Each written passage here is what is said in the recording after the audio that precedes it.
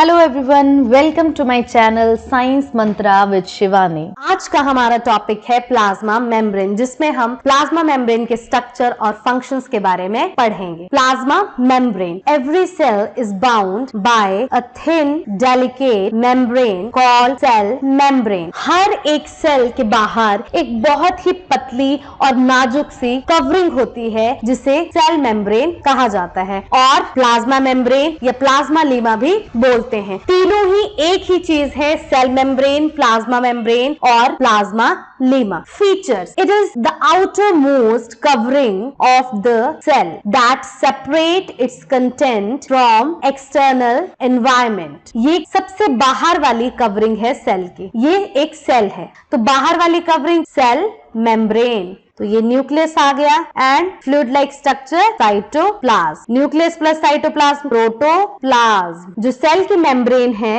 अपने अंदर का जो कंटेंट है, मतलब जो उसके अंदर प्रोटोप्लाज्म प्रेजेंट है, उसको एक्सटर्नल एनवायरनमेंट से सेपरेट कर रही है। Next, it is transparent, elastic and selectively permeable. ये ट्रांसपेरेंट होती है और इलास्टिक होती है। इलास्टिक मतलब जैसे रबर होता है, उसे हम स्ट्रेच कर सकते हैं, ये स्ट्रेच होता जाएगा। सेल जैसे जैसे अपना वॉल्यूम इंक्रीज करेगा, उसकी जो मेम्ब्रेन है वो स्ट्रेच होती जाएगी। And selectively permeable membrane. Permeable का मतलब होता है जिसके थ्रू कुछ ट्रांसफर हो सके। सिलेक्टिवली का मतलब कुछ selected material. Why plasma membrane is called selectively permeable membrane? Because it permit the movement of only selected materials in and out of the cell.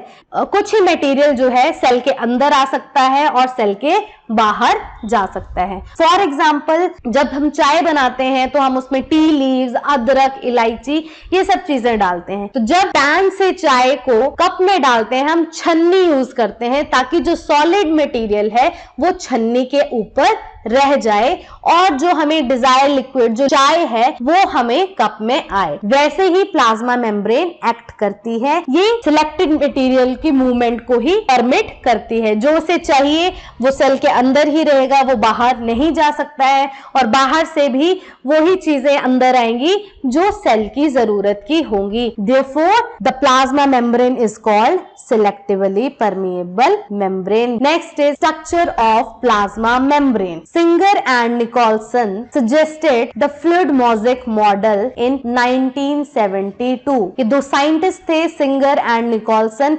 इन्होंने 1972 में फ्लूइड मोज़ेक मॉडल दिया था प्लाज्मा मेम्ब्रेन का। According to them, plasma membrane is made up of bilayer of phospholipids. Bi का मतलब होता है two and two types of protein. Plasma membrane दो लेयर से बनी होती है phospholipids की, और दो तरह की प्रोटीन से बनी होती है। स्ट्रक्चर तो आपको ये जो येलो कलर के दिख रहे हैं दोनों तरफ, ये phospholipids की लेयर है। तो आप इसमें देख सकते हैं हेड है और टेल है। जो हेड होता है हाइड्रोफिलिक होता है। हाइड्रो का मतलब वाटर और फिलिक का मतलब होता है लविंग। टेल हाइड्रोफोबिक होती है, वाटर हेटेड। फोबिया क्या होता है? डर। टेल जो है वो उसका बॉन्डिंग पानी के साथ नहीं है, लेकिन जो हेड है वो पानी के साथ बॉन्डिंग शो करता है। अब इस स्ट्रक्चर में आपको रेड, ब्लू और ग्रीन कलर के स्ट्रक्चर्स दिख रहे हैं। ये तीनों ही प्रोटीन्स के स्ट्रक्चर्स हैं। अब कुछ प्रोटीन्स, जैसे रेड कलर की जो प्रोटीन है वो आपको कंप्लीटली एम्बेडेड दिख रही है फोस्फोलिपिड्स की लेयर के अंदर, और जो ग्रीन कलर की है ये कंप्लीटली बाहर की तरफ है, आउटसाइड है। तो ये दो तरह की प्रोटीन्स प्रेजेंट होती हैं। तो intrinsic protein which are completely inside the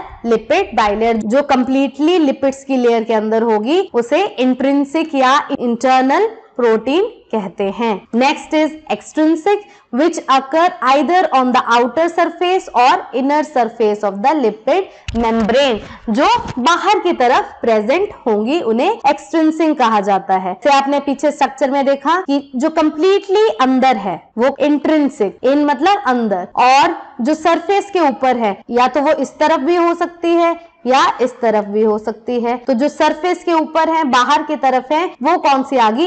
extrinsic. Exit का मतलब क्या होता है, बाहर की तरफ, तो उन्हें एक्सट्रिंसिक कहा जाता है या एक्सटर्नल प्रोटीन्स। तो दो तरह की प्रोटीन्स आ गई, extrinsic and intrinsic protein. Functions of plasma membrane, first is shape, it provide a definite shape to the semi fluid content of the cell. जो सेल के अंदर सेमी फ्लूइड कंटेंट मतलब जो प्रोटोप्लाज्म अंदर प्रेजेंट होता है उसे ये एक डेफिनेट शेप प्रोवाइड करती है। Second, protection, it function as a mechanical barrier that protect the internal content of the cell. ये हमने पीछे भी पढ़ा कि ये जो कवरिंग है, आउटरमोस्ट कवरिंग, ये एक्सटर्नल एनवायरनमेंट से इंटरनल कंटेंट को सेपरेट करती है, उसे प्रोटेक्ट करती है। Third is transport, it help in the transport of selective material in and out of the cell, कि ये सिलेक्टेड मटेरियल को सेल के अंदर और बाहर जाने में हेल्प करती है। दैट्स व्हाई इसे सिलेक्टिवली परमिएबल मेम्ब्रेन भी कहते हैं। Thanks for watching. अगर आपको ये वीडियो नॉलेजेबल लगा तो प्लीज इसे लाइक करें, शेयर करें